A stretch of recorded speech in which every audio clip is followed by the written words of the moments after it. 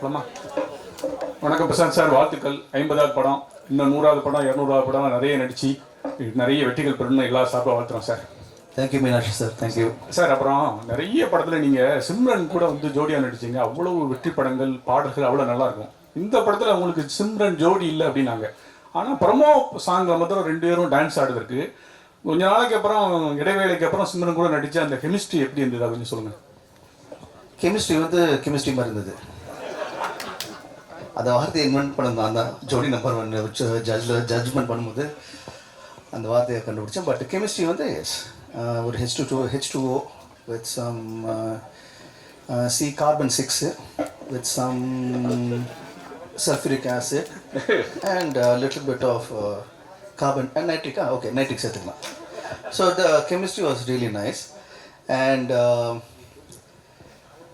சிம்ரன் இந்த படத்தில் என் கூட ஜோடியா இல்லையான்னு சொல்லிட்டு எனக்கு தெரியாது.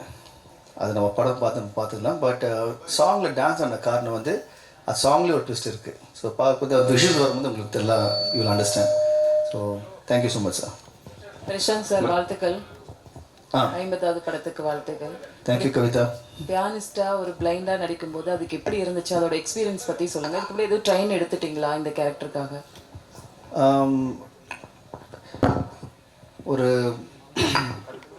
பிளைண்டாக நடிக்கும் போது வந்து இந்த மேபி க்ளோசிங் ஐஸ் கொஞ்சம் ஈஸியாக இருந்திருக்கும். பட் கண்ணை திறந்துக்கிட்டே but same time I have to make you believe that I'm பிளைண்டுன்னு வந்து it was like a process தான்.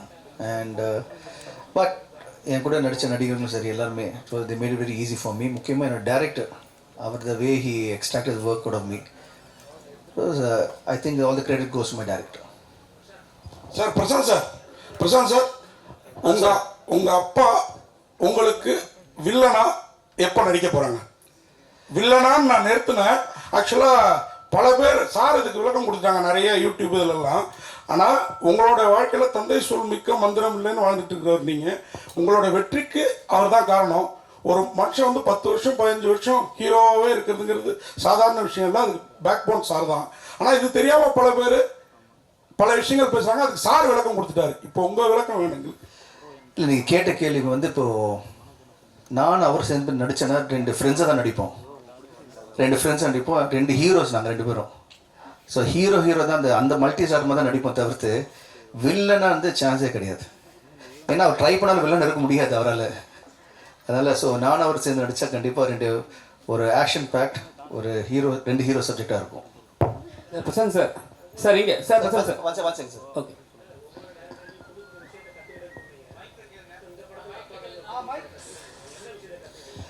அவருடைய த வே ஒரு டேரக்டராக ஆர்டிஸ்ட் கிட்ட வந்து சீன் எக்ஸ்பிளைன் பண்ணுறதும் அந்த சீன் அந்த நடிக்கும் போது அவங்களுக்கு கம்ஃபர்டபுளாக வச்சுக்கிட்டு ரொம்ப எக்ஸ்பிளைன் பண்ணாமல் த வே எக்ஸ்பிளைன்ஸ் அது வே அவங்க ஆர்டிஸ்ட் கிட்ட என்ன சொன்னால் அவருக்கு என்ன வேணும் அது எப்படி எடுக்க முடியும்னு சொல்லிட்டு நான் அதை தூரத்துலேருந்து பார்த்துட்டே இருப்பேன். அதை ஃப்ரீடம், அதாவது அவர் என்ன பண்ணுவார்னா அந்த ஆர்டிஸ்ட் கிட்ட வந்து போயிட்டு இப்படி தான் அப்படிலாம் இல்லை, அவருக்கு என்ன வேணும்னு தெரியும். அது சொல்கிறதுல அழகாக வந்து he will extract the work. இதுக்கு சேச்சி அழகாக சொல்கிறாங்க, மற்ற டேரக்டர்ஸ் அவ்வளோவா எக்ஸ்பிளைன் பண்ணது இல்லையா? பிரசாந்த் சார், சார் சரிங்க சார். அப்பாவை தாண்டி டேரக்டர் சரிங்களா, எல்லாமே வந்து அவர் தான். ஆனால் டேரக்டர் வந்து என்ன சொன்னாங்கன்னா எல்லாருக்கும் பேமெண்ட்லாம் செட்டில் பண்ணிட்டேன்னு சொன்னாங்க. உங்களுக்கு பண்ணாரா? படமே தான் பேமெண்ட்டுங்க, இந்த படமே தான் என் பேமெண்ட்டு. இதுக்கு மேலே பெரிய பேமெண்ட் என்ன இருக்க முடியும்? பிரசாந்த் சார், 50வது படத்துக்கு வாழ்த்துக்கள். தேங்க்யூ. அப்புறம் அந்த படத்தில் ஆர்டிஸ்ட்டுக்கு எல்லாருக்குமே பேனரில் படம் இருக்குது, ஸ்டில்ஸ் இருக்குது.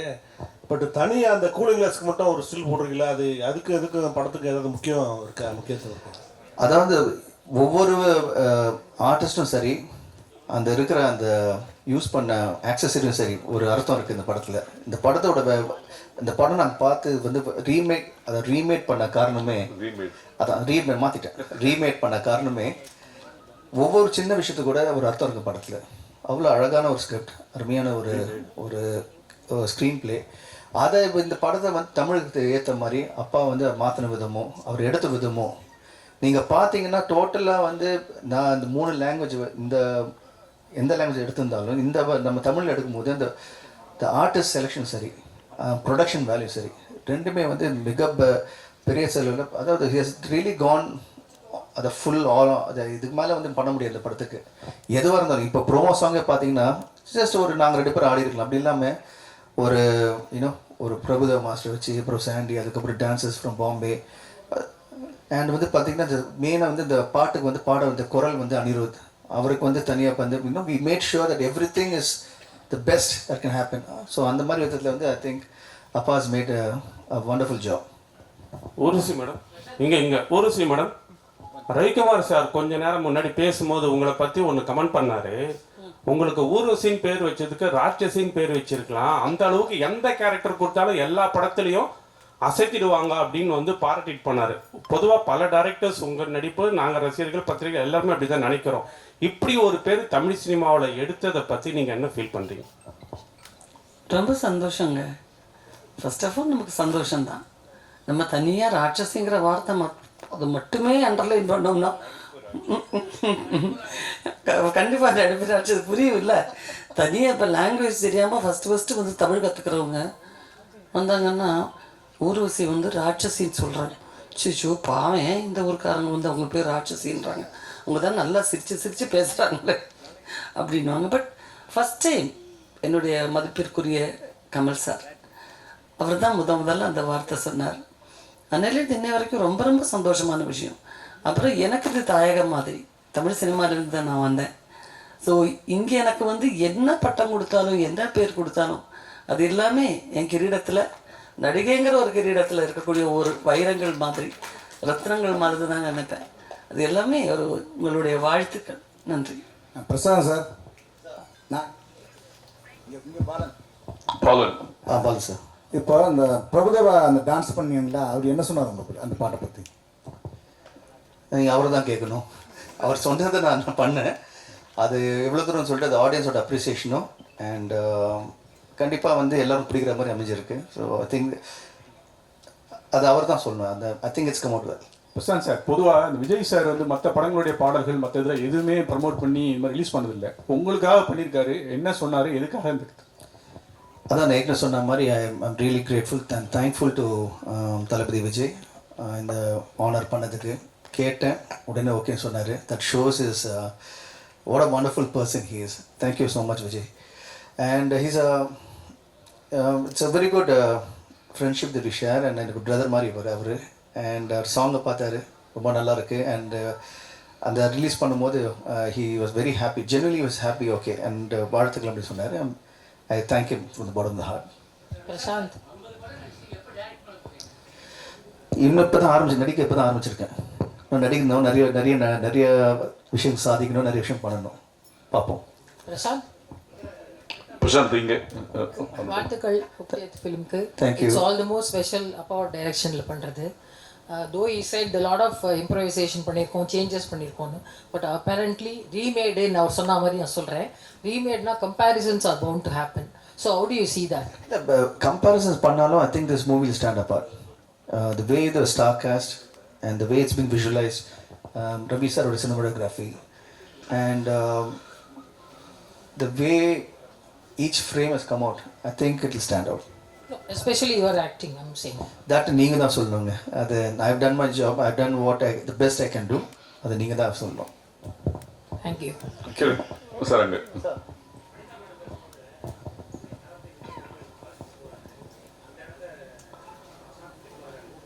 நன்றி, வணக்கம். தியாகராஜன் சார். சார் சார் இங்கே தியாகராஜன் சார், உங்களுக்கு சார் இப்போ வந்து பிரசாந்த் சார் வந்து நடிக்கும் போது தமிழ் படத்தில் நடித்தாங்க. அதில் வந்து ஊர்வசி மேடம் இருந்தாங்க, சிம்ரன் மேடம் இருந்தாங்க. அப்புறம் பார்த்து ரசிகத்தில் வந்து சிம்ரன் மேடம் இருந்தாங்க. ஸோ அவங்க அந்த படம்லாம் வந்து ஹிட்டு கொடுத்துட்டாங்க. ஸோ இவங்களாம் இருந்தால் வந்து இன்னும் பிரசாந்த் சார் கொஞ்சம் பூஸ்டாக இருக்குன்னு சொல்லிட்டு இந்த கேரக்டர்லாம் உள்ளே வச்சிங்களா, இல்லை வந்து நீங்கள் நார்மலாகவே செலக்ட் பண்ணி பண்ணீங்களா? இப்போது நம்ம ஒரு படம் ரீமேடுக்கு வாங்கும்போது இப்போ அதுலேருந்து என்ன பெட்டர்மெண்ட் பண்ணலாம், இப்போ ஒரு அதில் ஒரு ஆர்டிஸ்ட் பண்ணியிருந்தாங்கன்னா இதை எப்படி வேற ஒரு ஆர்டிஸ்ட் இந்த கேரக்டர் வந்து அதில் அது பெருசாக பண்ணி அதை கொண்டாட முடியுங்கிற யோசனை பண்ணும்போது ஒரு கேரக்டருக்குமே பெஸ்ட்டாக செலக்ட் பண்ணியிருக்கோம். இப்போ ஊர்வசி பண்ண கேரக்டர் வேறு யாராலுமே சத்தியமாக பண்ண முடியாது. நீங்கள் படம் பார்க்கும்போது தெரியும். அவர் சொன்ன மாதிரி நடிப்பு ராட்சசி தான் அது. அந்த சீனை உள்வாங்கி பண்ணுற. அதே மாதிரி சின்ன கேரக்டர் பூவையார், அந்த பையன் கலெக்ட் போயிருப்பான், ஆதேஷ் பாலா. அப்புறம் இதில் நடித்த கிரண், இது மாதிரி நிறைய கேரக்டர்ஸ் இதில் பண்ணியிருக்காங்க. விஜேந்திரன் ஒருத்தர், ஒரு சின்ன கேரக்டர் இருந்தால் கூட அதை வந்து பிரமாதமாக பண்ணியிருப்பாங்க. இப்போ இந்த கேரக்டருக்கு வந்து சிம்ரன் பண்ணால் நல்லா இருக்கும்னு நினச்சது வந்து, இதுக்கு முதல்ல ஒரு டைரக்டர் இருந்தார். அவர் வந்து ஒரு இங்கிலீஷ் ஆர்டிஸ்ட் வேணும்னு கேட்டால் அந்த இங்கிலீஷ் ஆர்டிஸ்ட் கூட பேசிட்டோம். ஆனால் என் மைண்டில் வந்து அது இந்த கேரக்டர் வந்து பர்ஃபார்ம் பண்ணக்கூடிய ஒரு ஆர்டிஸ்ட் வேணும், அது கொஞ்சம் எக்ஸ்ட்ராவாக பண்ணக்கூடிய ஆர்டிஸ்ட் வேணும்னு நினைக்கும் போது சிம்ரன் என் மைண்டில் வந்து நான் பேசினேன். அது படம் பார்த்துச்சு, உடனே பண்ணுறேன்னு வந்து பண்ண ஆரம்பிச்சு. இப்படி தான் ஒவ்வொரு கேரக்டரும் நான் செலக்ட் பண்ணி இந்த ஆர்டிஸ்ட் தான் பண்ணணும். இதுக்கு மேலே இப்போ வனிதா கேரக்டர் வந்து ஒரு பொசசிவ் ஒய்ஃப், அது வந்து அந்த புருஷனை பிச்சு எடுத்துரும். அது வந்து உங்களில் பல பேருக்கு அனுபவப்பட்டிருப்பீங்க. ஏன்னா அந்த மாதிரி ஒரு பொசசிவ் ஒய்ஃபுக்கிட்ட மாட்டும் போது என்ன அவஸ்தைப்படுவோம், அதை வந்து சமுத்திரக்கனி இதில் அவஸ்தைப்பட்டிருப்பார். அந்த அளவுக்கு அது வந்து நடிப்பை பிச்சு பிணைஞ்சிருக்கும் இந்த படத்தில். இப்படி தான் ஒவ்வொரு கேரக்டரும் நான் செலக்ட் பண்ணேன். இது வாண்டடாக பண்ணல, இது தேவைப்பட்டது, அதுக்காக பண்ணோம். தேங்க்யூ. பிரசாந்த் சார், சார் உங்களுக்கு பெண்கள் ஹீரோயின்ஸ் பயங்கரமா ஃபேன்ஸ் இருக்காங்க, ரசிகர்களும் பயங்கரமா ஃபேன்ஸ் இருக்காங்க, பெண்கள்ல குறிப்பா. இதுல நீங்க 50 ஃபிலிம்ஸ் நடிச்சிட்டீங்க. ஸோ உங்களுக்கு எந்த ஹீரோயின் ரொம்ப பிடிக்கும்? இல்லை, இப்போ ஹீரோயின்ஸ் கிடையாது, ஃப்ரெண்ட்ஸ் எல்லாருமே. ஃப்ரெண்ட்ஸ் இருக்கும்போது நீங்கள் ஃப்ரெண்ட்ஸை பிரித்து பார்க்க முடியாது. ஸோ எல்லா ஃப்ரெண்ட்ஸும் எனக்கு பிடிக்கும். ஒன்றா பிரியா. வேற ஏதாவது கொஸ்டின்? இல்லை இல்லை, she's seriously, I've worked with a lot of people, but Simran was a very good friend of mine and she's been an absolute a wonderful co-star. And Priya on the side பார்த்தீங்கன்னா very என்ன சொல்கிறது உங்களுக்கு வந்து, she's a kind of you can sounding board மாதிரி ஏதாவது idea ஒன்று பேசணும்னா she'll give 10 different versions and she's always been supportive of me and Appa and very right from the movie it started. அவங்க சொன்னாங்க படம் ஆரம்பிக்கும் போது அவங்க castingல இல்லை, end of the day வந்து we wanted her to be a part of the team and we wanted to be a part of the movie. So the way she supported the movie, the way எல்லாருமே every actor who supported the movie, it's been brilliant and I'm really thankful to God for giving me such a wonderful actors to be a part of this film. Sir, Aishwarya Rai கூட வந்து உங்களுக்கு ஒரு நல்ல friendship இருக்கு, ஜீன்ஸ்ல ஆரம்பிச்சு. இப்போ அந்தகனுக்காக ஏதோ உங்ககிட்ட ஷேர் பண்ணிட்டீங்களா? ப்ரமோஷன் ஏதாவது அவங்க கிட்ட ஏதாவது பண்ணி? இல்லை, நான் பண்ணலங்க, நான் பண்ணல. பட் இப்போ thanks for reminding. Urvashi madam, நீங்கள் தமிழ் சினிமாவில் நடிக்க வந்து 41 வருஷம் ஆயிடுச்சு. இப்போ உள்ள ஹீரோயினுக்குலாம் இந்த பாக்கியம் கிடைக்கதே இல்லை. இன்னும் பிஸியாக நடிச்சிட்டு இருக்கீங்க, அதை பற்றி சொல்லுங்கள். இந்த வெற்றிக்கு என்ன காரணம்? 41 வருஷம் நீங்கள் சொன்ன உடனே ஏன் நீங்கள் அந்த மாதிரி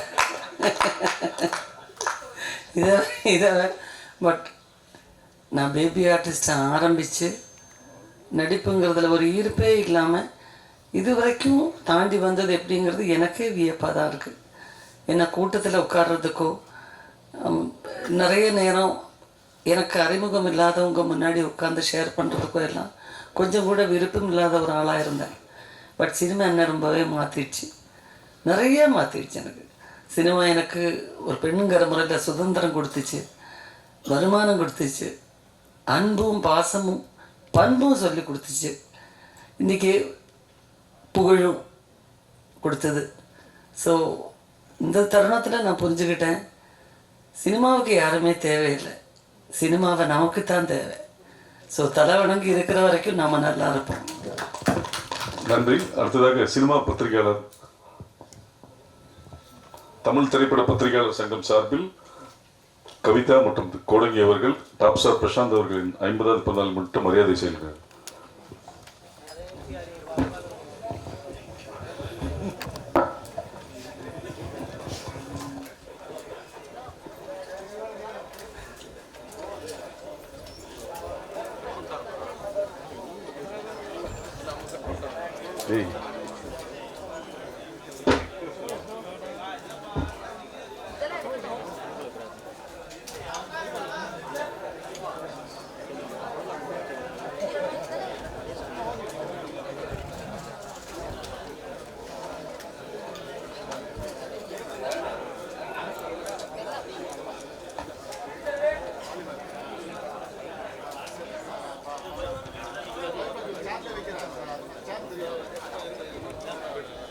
அடுத்து சினிமா பத்திரிகையாளர் சங்கம் சார்பில் கார்த்திக் அவர்கள் புத்தகம் எழுதியிருப்பார்.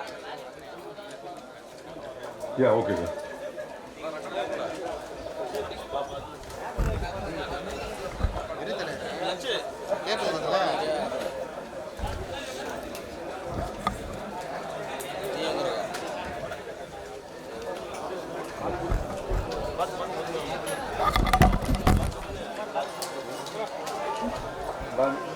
அவங்க தேவை